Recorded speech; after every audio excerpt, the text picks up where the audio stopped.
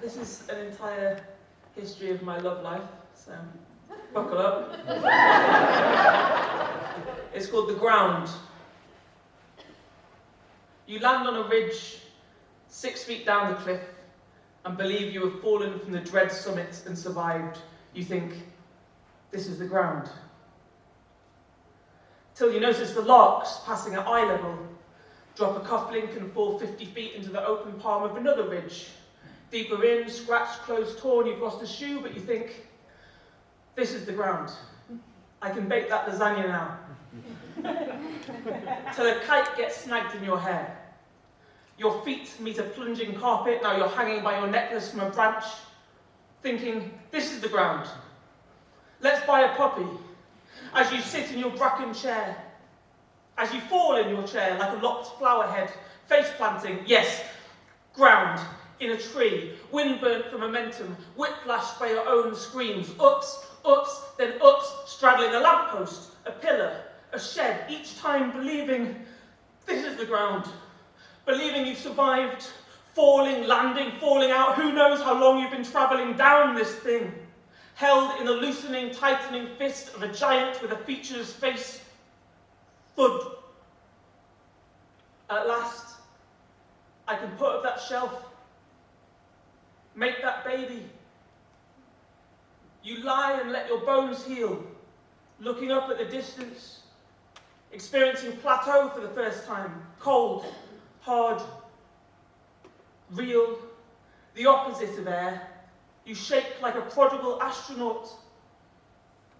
I could build a house on this, you think, staggering off.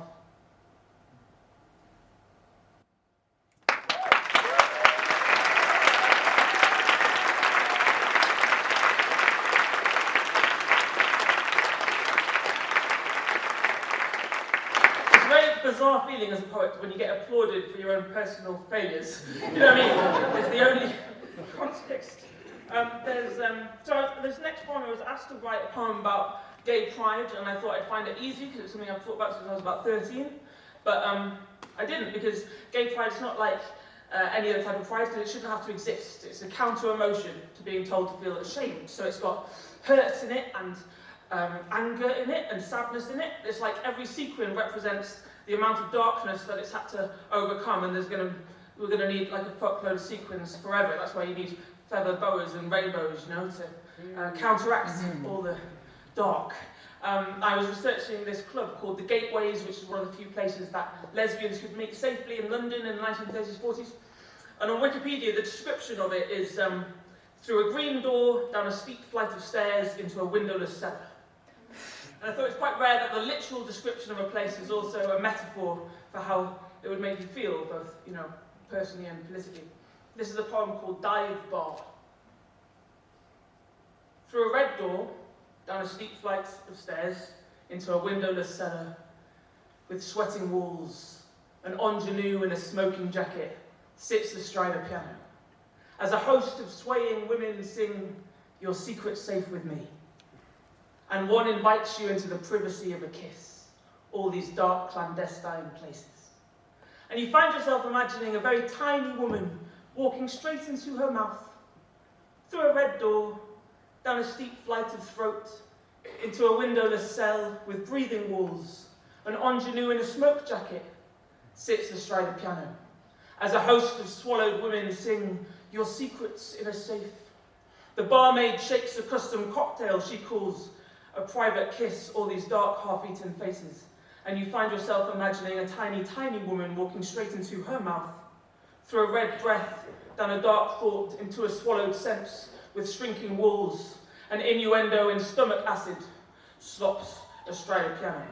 As a host of silent passions mouth, "Your secret is yourself inside the belly of the world, all these dark, dissolving spaces." And you find yourself imagining a windowless woman, breaking walls down in herself, sprinting up the shrinking halls, and up contracting corridors, and up the choking fits of hard stairs through dark thoughts and dead doors through the red door as it swallows shut behind you. Now you're spat out on the pavement with the sun just coming out.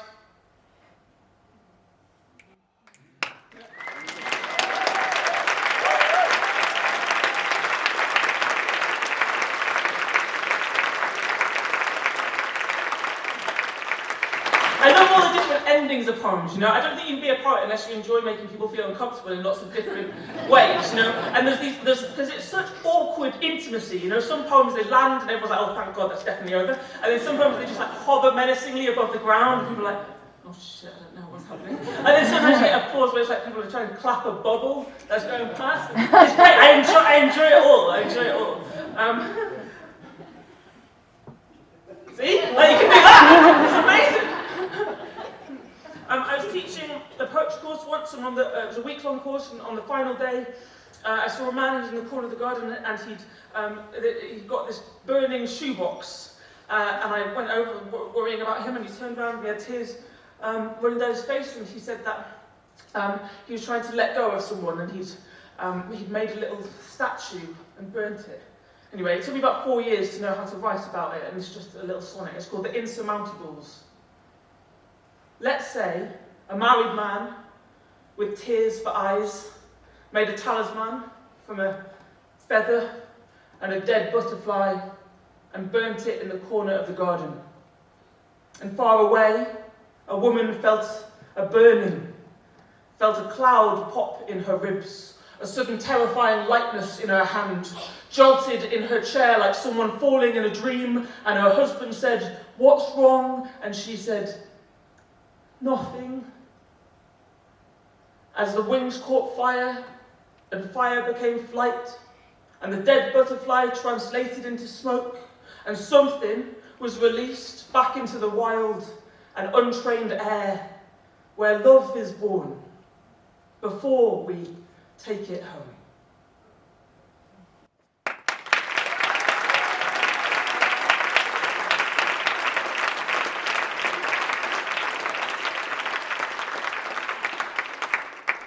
Can someone give me a noun? Just like any noun.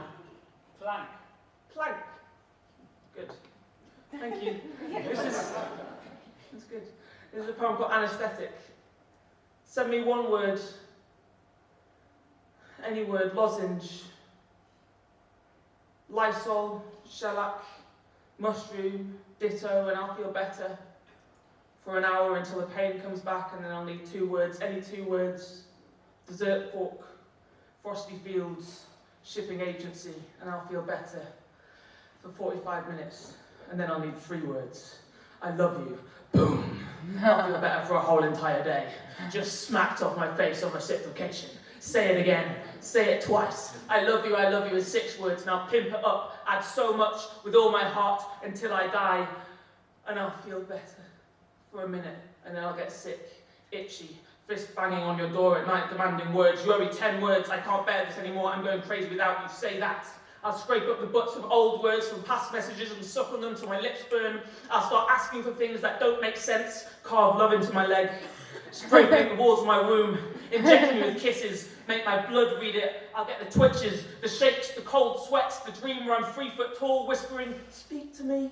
To a shock of golden curls which slowly turns to reveal its face. Looks just like the back of its head, but for now, I only need 1 word. Rowanbury, topography, filament, plank.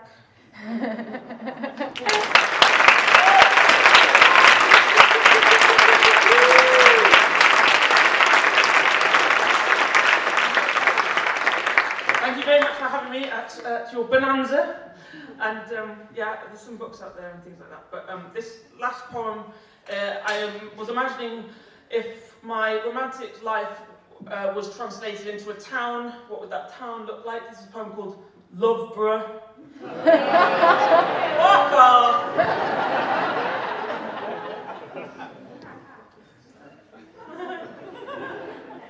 Imagine if that was actually the poem, that was it.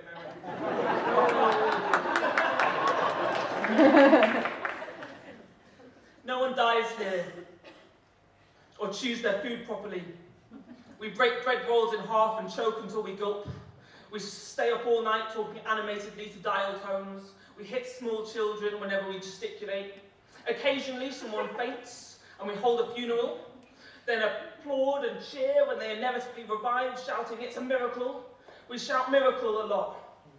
When the coffee is drinkable, when the drizzle stops. No one keeps receipts.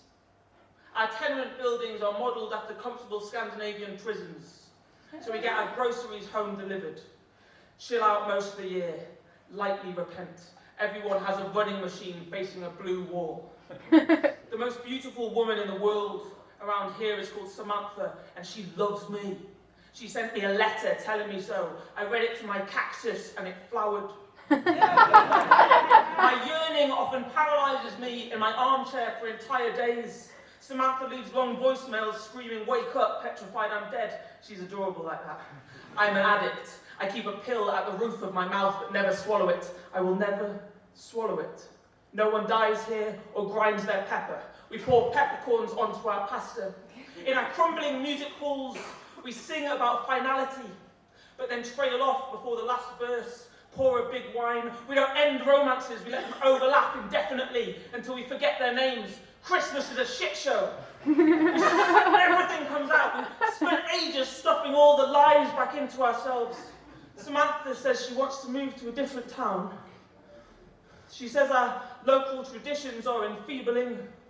Our quicksand foot spas, our seated silent discos, our in-house pub crawls, just crawling around one pub, our shame bracelets. She uses the word insidious 8 times in one sentence. She says she could love me forever if I ran away with her to somewhere bright with breathable fabrics, without the faces of ex-lovers plastered on all the billboards plus their phone numbers, somewhere where people are allowed to get well, move on, find a different answer to their lives. But I'm your answer. And you're mine. I said, why would you want to find an answer that isn't me? She sighs and says, "Oh, Caroline," in that hurt twang, like I'm missing the point. I put on Suzanne by Leonard Cohen, but she kicks the record player, shouting, "No, I will not touch your perfect body with my mind. I want a nourishing relationship," but then storms off before I can feed her an orange. I lie beneath the bubbles of my bath all day, breathing through a curly straw. Samantha's not like the others. She expects something from me. I wish I knew what.